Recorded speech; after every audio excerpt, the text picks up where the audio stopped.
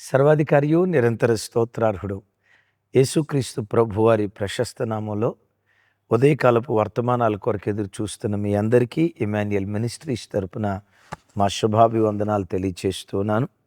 క్రీస్తునందు మాకు అత్యంత ప్రియమైన దైవజనాంగమ, ఈరోజు శనివారం కదా, ఉదయం 10 గంటలకి మందిరంలో ఉపవాస ప్రార్థన తప్పకుండా పాల్గొందండి.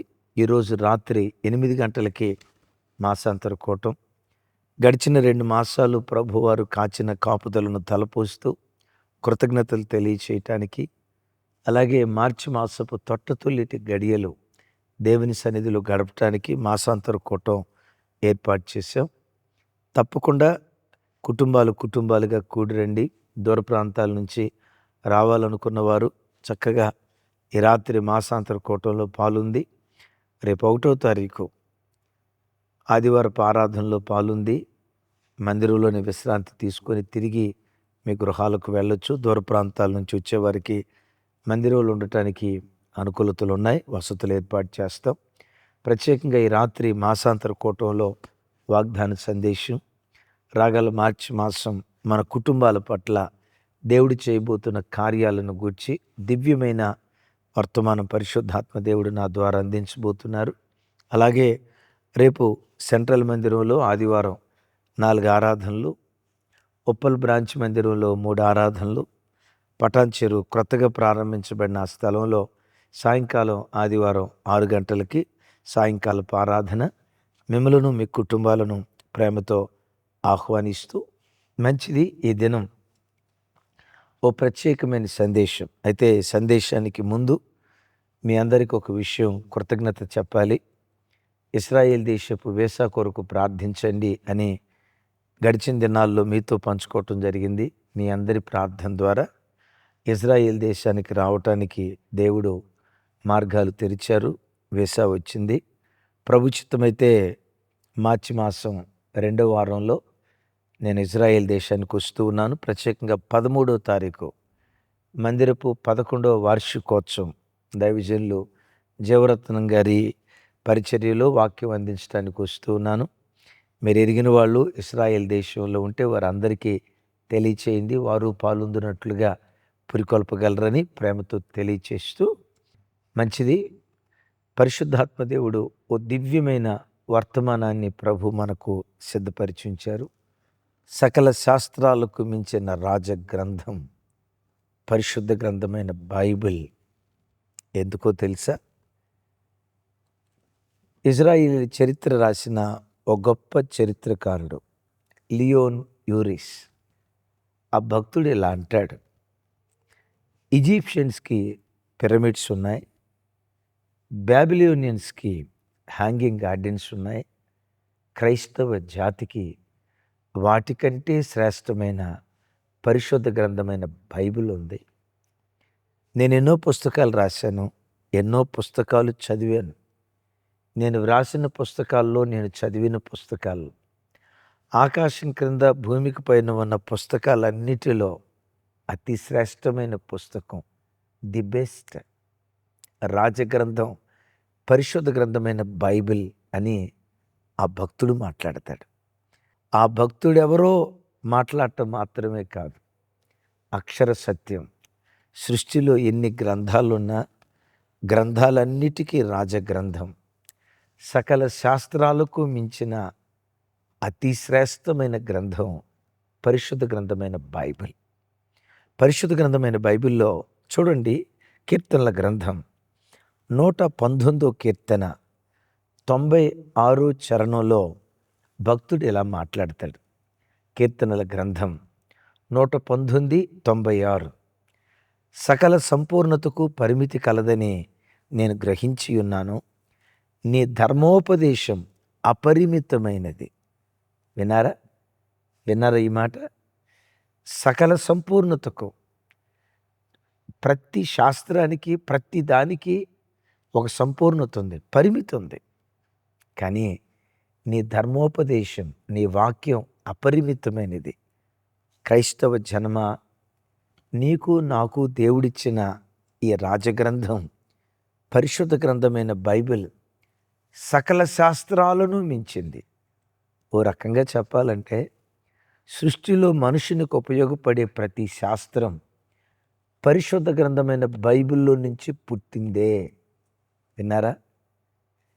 ప్రతి విధమైన మనుషునికి మేలు కలుగు చేసే ప్రతి శాస్త్రం పరిశుద్ధ గ్రంథమైన బైబిల్‌లో నుంచి పుట్టింది. ఈరోజు మనిషి వాహనం మీద ఎంతో దూరం ప్రయాణమే వెళ్తున్నాడు. దేనివలన? పెట్రోల్. అసలు పెట్రోల్ కనుక్కుంది ఎవరో తెలుసా? క్రైస్తవుడు. క్రైస్తవుడు పెట్రోల్‌ని దేన్ని బట్టి కనుక్కున్నాడు?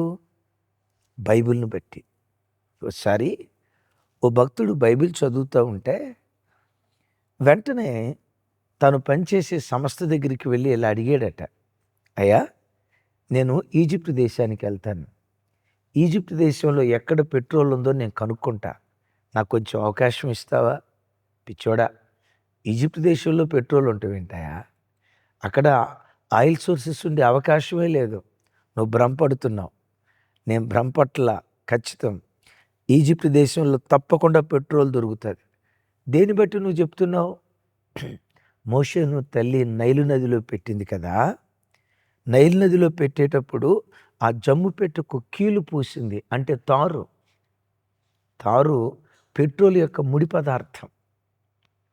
పెట్రోల్ నుంచి వచ్చిందే తారు. అక్కడ తారు ఉందంటే డెఫినెట్గా అక్కడ పెట్రోల్ దొరుకుతుంది. ఎక్కువ లోతు తవ్వాల్సిన అవసరం లేదయ్యా. నేను అనుకుంటాను కొంచెం లోతు తవ్వితేనే పెట్రోల్ వచ్చేస్తుంది అని చెప్తే నాకైతే నమ్మకం లేదు. కానీ నువ్వు చెప్తున్న మాటను బట్టి అమెరికా దేశం నుంచి నేను అక్కడికి పంపిస్తున్నా. పెట్రోల్ దొరికిందా నీ ఉద్యోగం ఉంటుంది. పెట్రోల్ దొరక్కపోతే నీ ఉద్యోగం కూడా ఊస్టింగ్ అయిపోద్ది అని చెప్పి హెచ్చరిస్తే, లేదు డెఫినెట్గా దొరికిద్దని ఈజిప్ట్ దేశానికి వెళ్ళి మోషేను ఏ ప్రాంతంలో నైలు నదిలో వదిలేరో ఆ వివరాలు కనుక్కొని అక్కడ కొంచెం తవ్వితే భూమిలో నుంచి పెట్రోల్ తండుకుంటూ వచ్చిందట. సకల శాస్త్రాలకు మించినది పరిశుద్ధ గ్రంథమైన బైబిల్. ఒక ఆయన బల్బు కనిపెట్టాడు. ఎవరు? Thomas Alva Edison. ఆయన అందరూ పొగిడారు. అయ్యా, ప్రపంచాన్ని వెలిగించావు, ఎంత గొప్ప మేధావివో కదా. నువ్వు ప్రపంచాన్ని వెలిగించడానికి కారణం ఏంటి? ఆ భక్తుడు ఏమన్నాడు తెలుసా?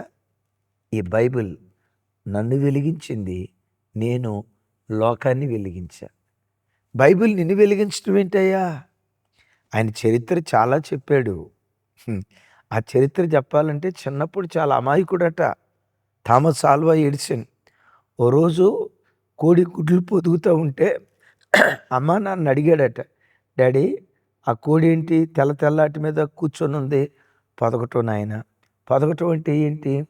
పొట్ట కింద పెట్టుకుంటే వేడి పుట్టి ఆ గుడ్లో నుంచి పిల్లలు బయటకు వస్తాయి అని చెప్తే మనోడు చిన్నప్పుడే శాస్త్రవేత్త. అమ్మా నాన్న నిద్రపోయేటప్పుడు కోడిపెట్ట పొట్ట కింద పెట్టుకుంటేనే వెట్టబుట్టి పిల్లలు బయటికి రావటం ఏంటి? నా పొట్ట కింద పెట్టుకుంటే పిల్లలు బయటికి రావా అని ఆ కోడిపెట్టని లేపి ఆ గుడ్లు తీసుకొచ్చి పొట్ట కింద పెట్టుకొని పొట్టా నుంచి పండుకున్నాడంట వేడి పుట్టాలని. కొంచెంసేపు అట్లా ఆనుకున్నాడు, తర్వాత నిద్రలోకి వెళ్ళిపోయాడు. గుడ్ల మీద పడ్డాడు, పట పగిలిపోయింది. భయంకరమైన కంపు వస్తుంది. రాత్రిపూట మేలుకొని ఏమైందా అని ఆ కిరోసిన్ దీపం వెలిగించి చూస్తే పుణ్యాత్ముడు చేసిన కార్యం. ఏమిరా ఇదంటే, కోడి పొట్ట కింద పెట్టుకుంటేనే పిల్లలు బయటకు రావటం ఏంటి, మన పొట్ట కింద పెట్టుకుంటే రావా అని ప్రయోగం చేశాను అన్నాడట. ఒరే, నీ ప్రయోగానికి ఒక నమస్కారం రా. ఒరే అమాయకపు చక్రవర్తి, ఎట్లా బతుకుతావురా అని స్కూల్లో జాయిన్ చేస్తే ఆ స్కూల్ టీచరు ఇంత పొడుగు లెటర్ రాసిందట. మనోడు వాళ్ళ అమ్మ దగ్గరికి మనీ ఆర్డర్ తీసుకొచ్చాడు. ఏమిరా నాయన అంటే, టీచర్ గారు ఇచ్చింది అన్నాడు. ఓపెన్ చేసి చూస్తే, అమ్మ మీ కొడుకు తలకాయలో మెదడు ఇంత కూడా లేదు, మట్టి మశానం తప్ప, చెత్త చెదారం తప్ప మెదడు ఏమాత్రం లేదు. ఈయన్ని మా స్కూల్లో జాయిన్ చేసేటట్టుంటే నేను స్కూలే వదిలిపెడతా, నీకు దండం పెడతా, నీ కొడుకును మా స్కూల్కి పంపించొద్దని ఆ స్కూల్ టీచర్ రాస్తే ఆ తల్లి ఆ ఉత్తరం దేవుని సన్నిధిలో పరిచి బిడ్డను అక్కడ మోకరింపు చేసి, బుద్ధి జ్ఞాన సర్వసంపదలు నీలో గుప్తమై ఉన్నాయి కదా, జ్ఞానులను సిగ్గుపరచడానికి వెర్రివారిని ఏర్పరచుకున్నావు కదా. నా బిడ్డ వెర్రివాడే, జ్ఞానులు సిగ్గుపడేటట్లుగా వెర్రివారిని నిలబెడతానన్నావే, నా బిడ్డని నిలవబెట్టు ప్రార్థించిందట. అద్భుతం. ఆ తల్లి ప్రార్థన మూలంగా వెర్రివాడు ప్రపంచాన్ని వెలిగించే శాస్త్రవేత్తగా మారాడు. ఇంతకీ థామస్ ఆల్వా ఎడిసన్ని అడిగారు, అయ్యా ప్రపంచాన్ని నువ్వు వెలిగించడానికి కారణం బైబిల్ నిన్ను వెలిగించింది అన్నావు కదా, ఏం వెలిగించిందయ్యా బైబిల్ అన్నాడట. యోబు గ్రంథంలో ఒక మాట రాసింది, మనుషులు చీకటికి అంతము కలుగు చేయుదురు. విన్నారా? మనుషులు చీకటికి అంతము కలుగు చేయుదురు. దేనికి అంతం? చీకటికి. అంటే చీకటి లేకుండా చేస్తారు. చీకటి లేకుండా చేసేది ఏది? వెలుగే కదా. వెలుగునిచ్చేది ఏది? కరెంటే కదా, ఆ బల్బే కదా.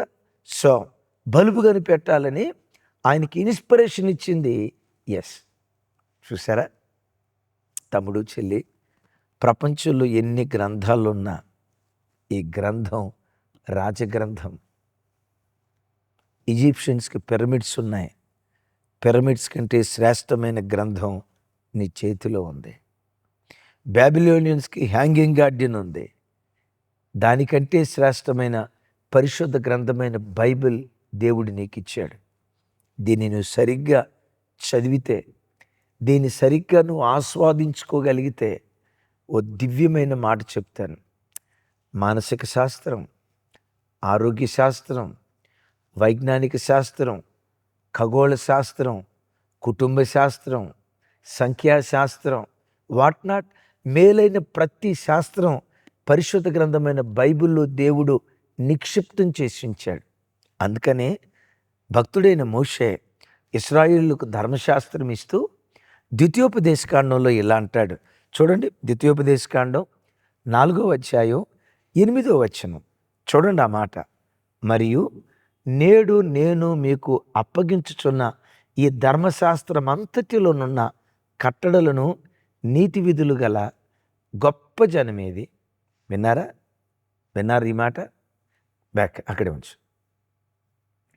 చూడండి, మరియు నేడు నేను మీకు అప్పగించుచున్న ఈ ధర్మశాస్త్రం అంతటిలోనున్న కట్టడలను నీతి విధులను గల గొప్ప జనమేది. ఏ జనం మనం? ప్రపంచంలో ఏ జాతికి లేని నీతి విధులు, నీతి విలువలు, నీతి విలువలు నేర్పే ఏకైక గ్రంథం, నీతి శాస్త్రాన్ని నేర్పే ఏకైక గ్రంథం పరిశుద్ధ గ్రంథమైన బైబిల్. వ్యభిచరించవద్దని మీతో ఎవరో అన్నారు. నేను మీతో చెప్పున్నదేమనగా, ఒక స్త్రీని మోహంతో చూస్తే అప్పుడే వాడు ఎలాంటి నీతి విధి! ఎవడైనా నేను కుడి చెంప మీద కొడితే ఎంత గొప్ప నీతి విధి! ఎవరి కష్టార్జితాన్ని బిగబట్టొద్దు. కూలివాడి కూలి బిగబడితే ఆ కూలి నీ దగ్గర మొరపెట్టి దేవుని సన్నిధిలో మొరపెట్టింది జాగ్రత్త. ఎంత గొప్ప నీతి విధి! ఇలాంటి నీతి విధులు కలిగిన జనం భూమి మీద ఎవరైనా ఉన్నారంటే ఒకే ఒక్క జాతి, అదే క్రైస్తవ జాతి. అయితే బిడ్డలారా, ఇలాంటి నీతి విధులు మనలో పనిచేయాలంటే ఓ భక్తుడు ఇలా అంటాడు. ఏడబ్ల్యూ టోజర్ ఏమంటాడో తెలుసా? ఈ గ్రంథం కన్నీళ్లతో రాయబడింది. కన్నీళ్లతో రాయబడిన ఈ గ్రంథపు మాటలు ఒక వ్యక్తి కన్నీళ్లతో దాన్ని అంగీకరిస్తే ఆ వాక్యం ఎంత గొప్ప కార్యమైనా వాని హృదయంలో జరిగించగలుగుతుంది. ఆకతాయిగా, అల్లరి చిల్లరిగా వాక్యం వినేవాడు, చదివేవాడితో దేవుడు మాట్లాడటానికి దేవుని దగ్గర మాటలు ఉండవు అంటాడు. ఆ మాట చదివినప్పుడు నా గుండెల్లో వణుకు పుట్టింది. మరోసారి చెప్పంటారా? ఈ గ్రంథం కన్నీళ్లతో రాయబడింది. ఈ గ్రంథంలో ఉన్న వాక్యం ఒక వ్యక్తి దగ్గరకు వచ్చేటప్పుడు ఏ వ్యక్తి అయితే కన్నీళ్లతో ఆ వాక్యం అంగీకరిస్తాడో ఆ వాక్యం ఆ వ్యక్తిని ఎంత గొప్ప వ్యక్తిగానైనా తీర్చిదిద్దగలుగుతుంది. ఆకతాయితనంగా వాక్యం చదివేవాడితో, ఆకతాయితనంగా వాక్యం వినేవాడు, అల్లరి జనంగా బ్రతుకుతూ ఆకతాయిగా బైబిల్ వినటానికి కూర్చున్న వాడితో దేవుడు మాట్లాడటానికి దేవుని దగ్గర మాటలు ఉండవట. అంటే వాళ్ళతో దేవుడేమీ మాట్లాడ్డట. అందుకని యెషయా గ్రంథంలో రాసి ఉంటుంది కదా, ఎవడు దీనుడై నలిగిన హృదయము గలవాడై నా మాట విని వణుకుచూ ఉండునో, విన్నారా, వణుకుచూ ఉండునో వాని మీదే నేను దృష్టి నిలిపాను. క్రైస్తవ జనమా, ఏ జనానికి లేని నీతి విధిలో ఈ క్రైస్తవ జాతికి దేవుడు అనుగ్రహించాడు. ఎంత గొప్ప ధన్యులు మనం. అందుకనే నేను వాక్యం అందించే ముందు ఈ పాట పాడటానికి భలే ఇష్టపడతా. ఏ పాట? వాక్యమును యాకోబు తెలియచేసిన వాడని, వాక్యమును యాకోబుకు తెలియచేసిన వాడని, ఏ జనమునకి లాగునా చేసియుండ లేదని దేవునికి. చూసారా, ఏ జనానికి లేని నీతి విధులు క్రైస్తవ జాతిగా పిలువబడుతున్న నీకు నాకు దేవుడి మాటలు అనుగ్రహించారు. కొంతమంది సాక్ష్యాలు వింటూ ఉంటే ఓ తల్లి అంటది, భర్తను గౌరవించడం నాకు వచ్చేది కాదయ్యా. ఏంటంటే మగోడైతే, నా భర్త అయితే ఏంటంట, ఆయన చూసి వణకాల లెక్కలేనితనంగా మాట్లాడేదాన్ని అయ్యా. ఒకరోజు వాక్యం చదువుతున్నప్పుడు ప్రభువునకు వలె మీ స్వపురుషులకు లోబడియుండుడి ఆ మాట చదివేనయ్యా. నా భర్తకు నేను ఎలా భయపడాలి, నా భర్తకి ఎలా లోబడాలి, ప్రభువుకి ఎట్లా భయపడతానో నా భర్తకు అలా భయపడాలా, ప్రభువుకి ఎలా లోబడతానో నా ప్రభువుకి అలా లోబడాలా. ఆ రోజు నుండి నా భర్తలో ప్రభువును చూసుకుంటానయ్యా. ఎప్పుడైనా భర్త చెప్పిన నీతి మాటకు వ్యతిరేకంగా నోరెప్పుడైనా లేస్తే సాక్షాత్తు నా ప్రభువుకు వ్యతిరేకంగా లేస్తున్నట్లు నాకు అనిపిస్తుంది అయ్యా. నా భర్త డ్యూటీ నుంచి ఇంటికి వస్తే ఒకప్పుడు వచ్చేవాళ్ళే మంచినీళ్ళ ఆయనే ముంచుకొని తాగుతాడులే, అన్నం ఆయనే పెట్టుకుంటాడులే అని లెక్కలేనితనంగా ఉండేదాన్ని. ఆ వాక్యం నన్ను దర్శించిన తర్వాత నా భర్త ఇంటికి రావటంతో సాక్షాత్తు నా ప్రభు నా ఇంటికి వచ్చాడు. ఆ భయం, ఆ వణుకు, ఆ దైవికమైన మనసు నా గుండెల్లో కలిగిందయ్యా. భర్త అంటే విలువ లేకుండా బ్రతికిన నాకు భర్తను అంతగా గౌరవించే ఆ సంస్కారం నేర్పింది రాజగ్రంథం, పరిశుద్ధ గ్రంథమైన బైబిల్. నిజమే, వాక్యాన్ని సరిగ్గా చదువుకున్న భర్త ఏమంటాడు తెలుసా? ఒకప్పుడు భార్య అంటే నా కాళ్ళ కింద అనిగుండే బానిస అనుకున్నానండి. నేను సిట్ అంటే సిట్టు, స్టాండ్ అంటే స్టాండ్. నేను కూర్చోమంటే కూర్చోవాలా, నిలవబడమంటే నిలవబడాలా, నేను బాసు అని అనుకునేవాడిని అండి. నిజమే, కొంతమంది అనుకుంటారు, నేను అప్పుడప్పుడు చెప్తా కదా. ఒక భక్తుడు ఇలా అంటాడు, భర్త అంట భార్యను భయపెడుతున్నట్టుగా నటించి గుండెల్లో భయపడతా ఉంటాడట. భార్య తక్కువ తిందా, భయపడుతున్నట్లుగా నటించి భర్తను భయపెట్టిద్దట. ఆ కుటుంబాల్లో ఉన్న విచిత్రం ఇది. భర్త అన్నట్లుగా మేకపోతు గాంభీర్యం అంటారు కదా, పైకి అంటాడు కానీ లోపల మా ఊడికి టెర్రరే. ఆ తల్లి ఏమన్నా తక్కువ తిందా, భయపడుతున్నట్టుగా నటించి భయపెట్టిద్దట భార్య. లోకం అలా ఉంటుంది. కానీ విచిత్రం తెలుసా, వాక్యం పట్టుకున్న భర్త భార్యని ఎప్పుడు బానిసగా చూడడు. ఓ భర్త ఇలా అంటాడు, దేవుడు అవమాన కలుగు చేసిన విధానం నాకు గుర్తొస్తే నా భార్యకి నేను ఎంత గౌరవం ఇవ్వాలో నాతో దేవుడు మాట్లాడాడయ్యా.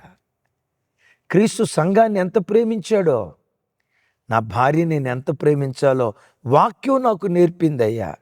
ఏమి నేర్పిందయ్యా? ఏదేం తోట అవాదము అంటాడు ఆయన. దేవుడు అవమును కలుగు చేసేటప్పుడు ఆదాము కాలులో ఉన్న ఎముకతో తీలా, కాలులో ఉన్న ఎముకను తీసి అవమని చేయలా. ఒకవేళ కాలులో ఉన్న ఎముకతో కనుక అవమని చేసి ఉంటే మా ఆదాము సార్ ఏమనేవాడు తెలుసా? నా కాలు కింద నుంచి తీయబడ్డావు, నా కాళ్ళ కిందే ఉండాలి నువ్వు, విన్నారా, మన బానిసవే, బాంచన్ని కాళ్ళు మొక్కుతా అని నా కాళ్ళ దగ్గర పడి ఉండాలి అని బాసిజం చేసేవాడు. దేవుడు కాళ్ళలో నుంచి తీయలా. అలాగని ఆదాము నడినెత్తి మీద నుంచి తీయలా. ఒకవేళ నడినెత్తి మీద నుంచే తీస్తే ఇప్పుడు అవ్వమ్మ బాసై కూర్చునేది.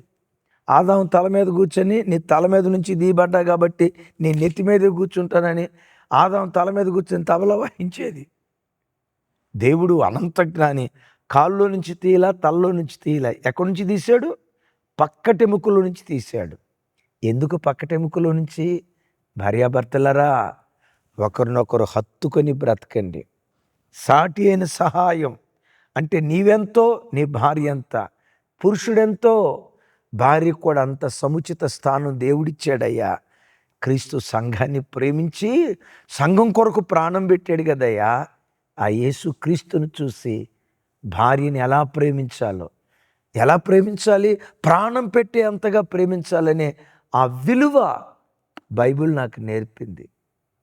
ఇది అల్లర చిల్లరగా వినేవాడికి అర్థం కాదు సార్. అమ్మ వింటున్నారా?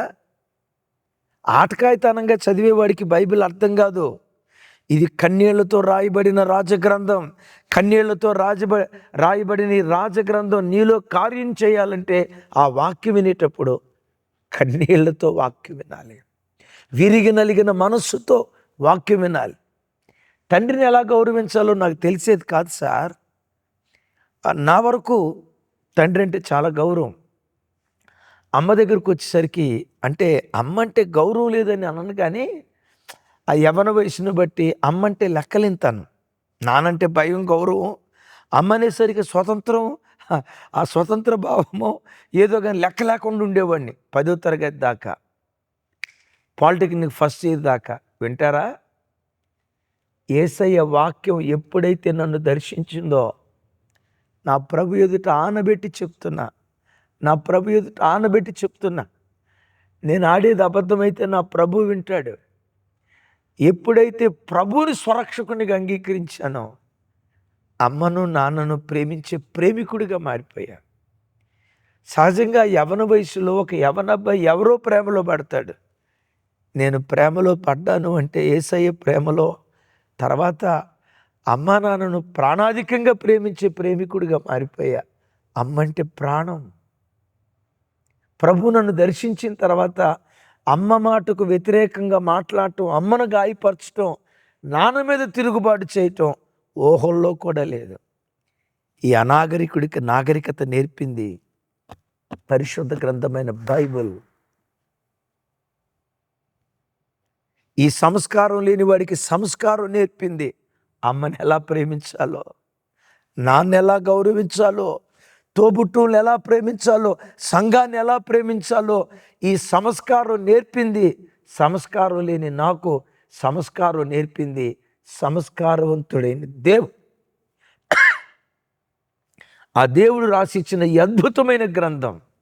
అయితే సుమి, ఈ గ్రంథం ఒక వ్యక్తిలో పనిచేయాలంటే అగైన్ మరలా చెప్తున్నాను, ఈ గ్రంథం కన్నీళ్లతో రాయబడింది. విరిగి నలిగిన మనస్సుతో కన్నీళ్లతో ఎవడు వాక్యాన్ని అంగీకరిస్తాడో ఆ వాక్యం అని హృదయక్షేత్రాన్ని తాకి ఈ గ్రంథం దొంగను దొరగా మారుస్తుంది, వ్యభిచారిని పవిత్రుడుగా మారుస్తుంది, కోపిష్ఠుడిని గయ్యాలిదాన్ని సాత్వికురాలిగా మారుస్తుంది, ముంగోపిని దీర్ఘశాంతం కలిగిన వాడిగా మారుస్తుంది. సకల శాస్త్రాలను మించిన ఈ రాజగ్రంథం ఈ మట్టి మనిషిని మహనీయుడిగా మార్చగలుగుతుంది. మీరు అనొచ్చు, వాక్యం అంత శక్తివంతమైందా అయ్యా? ఎస్, ఎంత శక్తివంతమైందో చెప్తాను. ప్రపంచములు దేవుని వాక్యం వలన నిర్మాణమయ్యాయి. విన్నారా? ప్రపంచాలు దేవుని వాక్యం వలన నిర్మాణమయ్యాయి. ప్రపంచాలే దేవుని వాక్యం వలన నిర్మాణమైతే ఈ వాక్యాన్ని నువ్వు సరిగ్గా పట్టుకుంటే ఈ వాక్యం నీ కుటుంబాన్ని నిర్మించలేదా? నీ ఆర్థిక స్థితిగతులు నిర్మించలేవా? నీ ఆధ్యాత్మిక స్థితిగతిని నిర్మించలేవా? అయ్యలారా, సకల శాస్త్రాలను మించిన ఈ రాజగ్రంథాన్ని ప్రతి దినం జుర్రుకుంటూ ఉండు, అనుభవిస్తూ ఉండు, ఒక్కొక్క మాట ఆస్వాదిస్తూ ఉండు. వెండి కంటే, వేలాది వెండి బంగారాల కంటే, తేనె కంటే, జుంటు తేనె ధారల కంటే మధురమైనది దేవుని వాక్యం. ఇది చదివే ఎన్నోసార్లు దేవా, ఇలాంటి నీతి విధులు నాకిచ్చి నన్ను ఎంత ధన్యుని చేశావు. కొన్ని సందర్భాలు వాక్యం చదువుకుంటూ ఉండేటప్పుడు కొన్నిసార్లు అనిపిస్తుంది, దేవా ఇక జీవితాంతం బైబిల్ దగ్గర అట్లాగే కూర్చొని అలాగే చదువుకుంటూ వెళ్తే ఎంత బాగుంటుందో కదా. కారణం ఏంటో తెలుసా? దొంగను దొరగా మార్చగలిగిన, దుర్నీతి పరుని నీతిపరుడుగా తీర్చిదిద్దగలిగిన బృహత్తరమైన శక్తి వాక్యంలో దాగుంది. ముగిస్తున్న సకల శాస్త్రాలకు పరిమితి ఉంది. దేవుని ధర్మశాస్త్రం అపరిమితమైనది. సకల శాస్త్రాలను మించిన రాజగ్రంథం పరిశుద్ధ గ్రంథమైన బైబిల్. ప్రతిరోజు ఈ ధర్మశాస్త్రాన్ని, దేవుని వాక్యాన్ని చదువుతూ వాక్యపు వెలుగులో నీ బ్రతుకును చూసుకో. ముగిస్తున్నా, మరలా చెప్తున్నా, ఈ గ్రంథం కన్నీళ్లతో రాయబడింది, చెరసాలలో ఉండి రాయబడింది, ఉపవాసాల మధ్యలో రాయబడింది, కన్నీళ్లతో రాయబడింది గ్రంథం. ఈ వాక్యం నీ దగ్గరకు వచ్చినప్పుడు విరిగి నలిగిన మనస్సుతో కన్నీళ్లతో దేవుని వాక్యం అంగీకరిస్తే ఆ వాక్యం దేవుని వంటి వాడిగా నిన్ను మారుస్తుంది.